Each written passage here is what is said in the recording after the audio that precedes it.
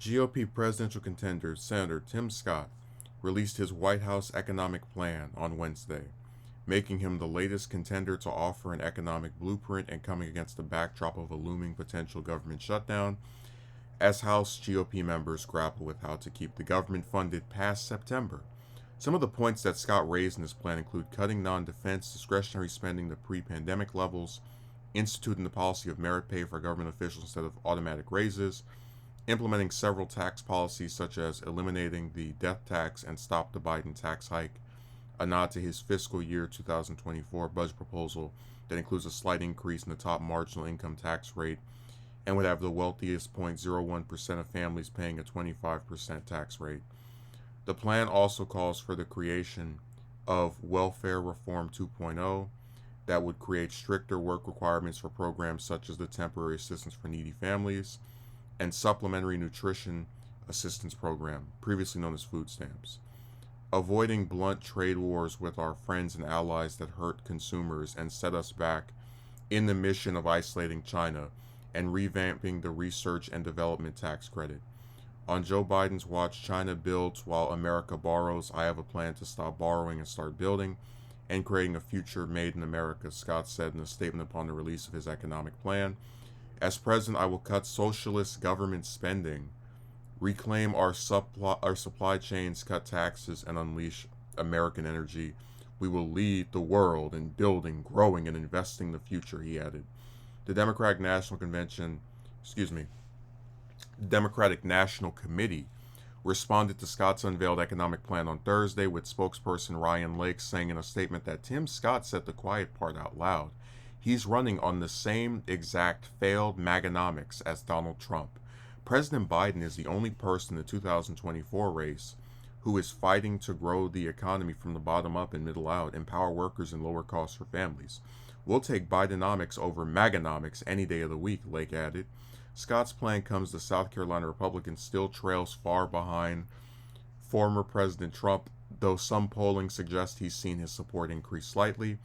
An Emerson College poll survey in Iowa out on Tuesday, for example, showed Scott polling at 8%, up 3% from May. Meanwhile, Trump sat at 49%, down from 62% in May. DeSantis sat at 14%, down from 20% in May. In other surveys, the South Carolina Republican polling behind several other colleagues, like an Iowa State University slash SICKIS poll that had Scott placing fifth behind Trump, DeSantis, biotech entrepreneur Vivek Ramaswamy, and former UN Ambassador Nikki Haley in Iowa. Still, Trump has shown his continued dominance in the 2024 GOP primary despite growing legal challenges raising questions over whether any of his challengers will be able to dethrone him from first place by the time of the Iowa caucuses. The South Carolina Republicans' plan also comes against the backdrop of an impending potential government shutdown later this month as House Republicans grapple with a series of spending bills that need to be passed within the next few weeks, or a short-term spending bill in the meantime. So I said before that Scott is someone who has no chance of winning the nomination. But I wanted to do this story because it's what I'm talking about when I say these people don't distinguish themselves. So he has this, and I'll give him credit for at least releasing an economic plan. That's something that people just sit around. I mean, like for example, a lot of times when I watch Trump's current rallies, it's just him talking about his grievances and we will do this and we will get back at this person. So I guess it is, in the most basic of respects, nice to see someone talk about what they'd actually like to do from a policy standpoint.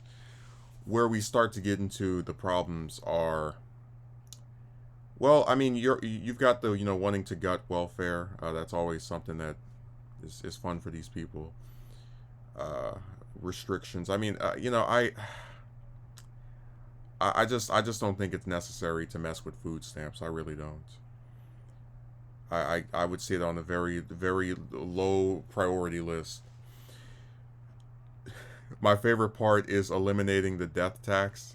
This was actually something that's been discussed before, that the estate tax is something that affects a very small group of people, where if someone's parent, grandparent passes away and they receive whatever is in their inheritance, usually it's not some lower income person that's getting that. So because people who receive the estate tax tend to be more well off and supporting of conservatives, a lot of conservatives want to get rid of the estate tax as to benefit those that support them financially. And also, I should say, they call it the death tax because it sounds like something more mundane and simplistic and commonplace in society than the estate tax. Oh, your parent died, and you're gonna get like $1,000. You have the Democrats want to mess with you with the death tax. No, it's not that at all. It's people who are much more wealthier and actually receiving in some cases property, in some cases $1 million. It's just a really little clever thing they do to trick people into thinking that, oh, they're messing with everyone who gets the slightest bit of money from someone that passed away. It's not. It's two different things. But I'm very much not against the cutting non-defense discretionary spending to pre-pandemic levels. I just wish that he would be less of a partisan hack, and like he talks about the the socialist government spending. I mean, does he even remember what president was in office before Biden? Like Trump had hundreds of billions of dollars in military budgets every year in the 7 wars that he kept going that started under Obama. So it's like, if anything, this is a bipartisan issue as far as like, big spending. But I just think it's funny that he tries to say, like, the idea that Biden is this big socialist is hilarious to me. They've really convinced themselves any ideology or any like proposal that's not exactly what they want is part of some I don't know, well, I would say Denmark or Sweden, but they'll say, oh, some Venezuela / Cuba takeover of the American economic system. It's just it can get tiring after a while. Just the blatant lies, like the misrepresentations are so constant.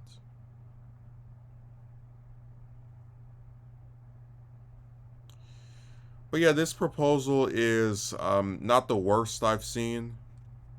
Again, I don't know why he wants to. Well, I know that they're all obsessed with messing with any program that helps people. That's why you have Pence and Haley talking about messing with Social Security and Medicare, right? This is just what they do. Anytime there's a program that assists people, they screw with it. But yeah, I guess this plan isn't really going to matter that much. I did want to also like mention briefly the comment that the Democratic National Committee made, right, with their spokesperson, that this is the same exact failed Maganomics as Trump. It's hard to argue with that. I don't really see anything in here that stands out or distinguishes itself. And like, even though you could probably say Trump is not anywhere near as policy focused as he was in, like, let's say 2016, or even to a lesser extent 2020, because he was president, people are going to associate, cutting taxes and gutting these different welfare programs, even though he wasn't successful in doing that. They're going to associate those things with Trump more so than someone who's running on doing it now, like Scott, simply because Trump is more well known. And that's like, it's just a circumstance type thing. But yeah, Scott is someone who is probably going to get out of this race. I'd say at some point between November, it's going to be either between November or February. He has seen a little bit of a boost in Iowa, but he's still behind, 4 different people. And really, I think the only justification for him remaining in the race, past Iowa, if he comes in like 5th or 6th place, would be if it's only like 1 point lower than the people around him, 2 points lower, right? So like there's not that big of a margin, like because then they can all do the whole thing of, oh, I am just as well liked as you are. But yeah, this campaign is going to be remembered for not necessarily the same lessons as DeSantis, where it's a guy who gets hyped up for 2 years to run for president, then when he actually gets in the race, nobody cares. Scott is someone who is here to check off a couple of boxes, right? You got to have a senator run. He's the only sitting senator running for president. You have to have some minority person run so that the Republicans don't look like a bunch of bigots. But I think he's gonna. I said this before. I think he's gonna go the same way of Herman Cain and of Ben Carson and of Alan Keyes, where there's like a little bit of polling that shows that some people like him, and maybe they get a few 100,000 votes, but he will win no states. I mean, heck, he's even losing his home state. He's not even third place. Excuse me, he's not even second place there. Haley is, but it's interesting to watch somebody who lacks all of Trump's charisma be able to put out a plan like this, which, again, to his credit, it's one of the more detailed plans I've seen since on the Republican side since this election cycle started. But it's just not enough to save a campaign that was basically dead from the moment it was created.